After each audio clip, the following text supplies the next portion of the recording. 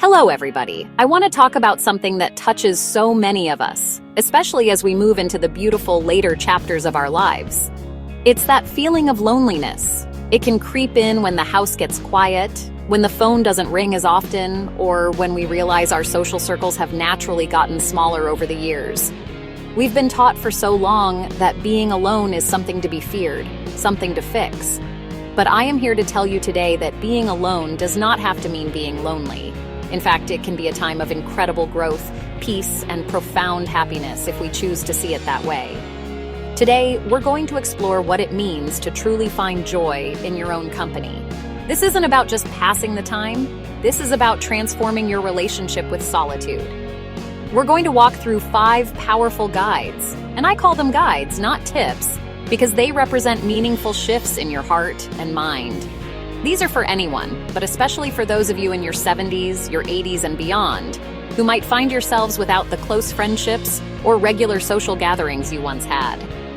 This is your time, your season, to discover the strength and contentment that lives right inside of you. So get comfortable, maybe grab a cup of tea, and open your heart to this conversation. What I'm going to share with you today has the power to change not just your day, but your entire outlook on this precious time of life. It's about reclaiming your peace and discovering a wellspring of happiness that doesn't depend on anyone else but you. Stay with me, because this journey is one of the most important ones we can take. Let's begin. The very first guide to creating a life you love, on your own, is to build a meaningful daily routine. Now, I know what some of you might be thinking. A routine sounds rigid, it sounds boring, but what I'm talking about is creating a rhythm, a gentle flow to your day that you design. It's about giving your days a beautiful, comforting structure that you control. This isn't about a strict schedule someone else sets for you. This is about you honoring yourself with a pattern that brings you peace. It could be as simple as waking up at the same time, savoring your morning coffee while you watch the sunrise, or setting aside a specific hour for reading. These small rituals become anchors in your day, holding you steady. There is a deep psychological comfort in knowing what comes next, especially when so much in life can feel uncertain. When you are the architect of your own day, you are actively creating your own sense of purpose. You're not just waiting for the day to happen to you, you are stepping into it with intention. This routine says, "My time is valuable. I am valuable." It's the difference between a day that feels empty and endless, and a day that feels full and complete, shaped by your own hand. Think about the small things that bring you a sense of order and calm: making your bed, watering your plants, listening to a favorite radio program. These are the building blocks of a self-caring life. Embracing this rhythm is an act of profound self-love. It's a declaration that your life has purpose every single day. The beauty of it is that this structure is yours to create and yours to change. If something isn't working, you have the power to adjust it. This isn't a prison. It's a framework for freedom. It's the comfort of knowing that even in the quietest of moments, there is a plan, a purpose, and a gentle path forward that you have laid out just for yourself.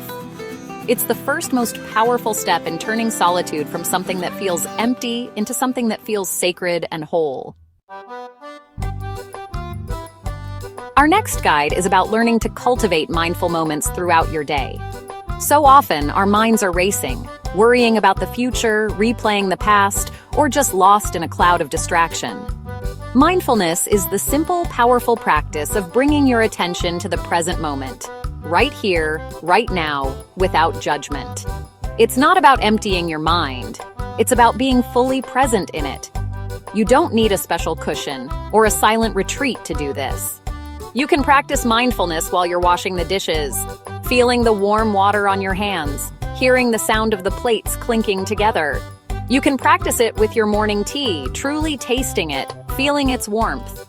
This practice brings an incredible sense of peace and clarity. When you focus on the present, the anxieties about what might happen tomorrow or the regrets about what happened yesterday begin to soften. Their power over you lessens. You start to notice the small wonders that are all around you. The way the light filters through the leaves outside your window, the taste of a fresh piece of fruit, the feeling of a soft blanket. These moments are always here for us, but we so often rush right past them. Mindfulness is the key that unlocks the richness of the ordinary, turning mundane activities into sources of peace and even joy. You can begin with just 5 minutes a day. Find a comfortable chair, close your eyes if you like, and just focus on your breath. Feel the air come in and feel it go out. When your mind wanders, as it will, just gently guide it back to your breath. That's it. That's the practice. By doing this, you are training your mind to be a more peaceful place to live. You are learning to be the calm in the center of your own storm. This isn't about escaping your life. It's about fully inhabiting it and discovering the profound serenity that is available to you in every single moment. All right, our third guide is one that fills my heart with so much excitement, and it is this: embracing new interests. I believe that we are never, ever too old to learn something new, to discover a hidden talent, or to spark a new passion. Your life is a story that is still being written, and this chapter can be the most interesting one yet. So often we think of our identities as fixed. I'm not the creative type, or I'm not good with technology. I want you to throw all of that out the window. Your brain, your spirit, is hungry for new experiences. Giving it something new to learn is one of the greatest gifts you can give yourself. Think about something you've always been a little curious about. Maybe it's painting with watercolors, learning to play the ukulele, or tracing your family tree online. Perhaps it's learning a new language with an app on your phone, or taking a free online course about ancient history or art. The possibilities are truly endless. The goal here is not to become an expert overnight. The goal is the joy of the process itself, the thrill of trying something for the first time, the satisfaction of seeing yourself improve, the simple pleasure of being a beginner again. It gives your mind a wonderful new world to explore. This act of learning and creating provides a powerful sense of accomplishment that is all your own. It doesn't depend on anyone else's praise or approval. When you finish knitting a scarf, or successfully bake a new kind of bread, or identify a new bird in your backyard, that feeling of pride is yours and yours alone. It builds a new kind of self-reliance and confidence. It reminds you that you are a dynamic, growing, capable person. It fills your days not just with activity, but with a sense of purpose and discovery, turning your quiet time into a vibrant workshop for your soul. There is a deep, instinctual healing that comes from our fourth guide, which is connecting with nature. For all of human history, we have been tied to the earth, to the sky, to the seasons. In our modern world, it's easy to become disconnected from that fundamental source of life and well-being. But nature is always there, waiting to welcome us back. It doesn't ask for anything. It doesn't judge. It simply offers its beauty and its peace. Making a conscious effort to connect with the natural world, even in the smallest ways, can have a profound effect on your spirit. It can lift your mood, calm your mind, and make you feel part of something much, much bigger than yourself. You don't have to climb a mountain or go on a long hike to feel these benefits. The connection can be found right outside your door. It can be as simple as sitting on your porch or a park bench for 15 minutes and just breathing the fresh air. It's about paying attention to the world around you, watching the clouds drift across the sky, listening to the birds sing their songs, feeling the warmth of the sun or a gentle breeze on your skin. If you have a small patch of soil, gardening can be a miraculous activity. Tending to plants, watching them grow from a tiny seed into something that blossoms or bears fruit, is a powerful reminder of life's resilience and constant renewal. This connection reminds us of the natural cycles of life. Just as the trees let go of their leaves in the fall, there are seasons in our own lives for letting go. And just as the bulbs push through the cold ground in spring, there are always opportunities for new growth within us. Spending time in nature helps to put our own worries into perspective. The steadfastness of an old tree or the vastness of the sky can make our own troubles feel a little smaller, a little more manageable. It's a simple, free, and powerful way to replenish your soul and find a sense of awe and peace in the world. And that brings us to our fifth and final guide, a practice that can truly transform your inner world from the inside out. It is the practice of gratitude and reflection. In a world that so often tells us what we lack, gratitude shifts our focus to the abundance that is already present in our lives. It's a conscious choice to look for the good. It may sound simple, but this deliberate shift in perspective is one of the most powerful tools we have for creating happiness.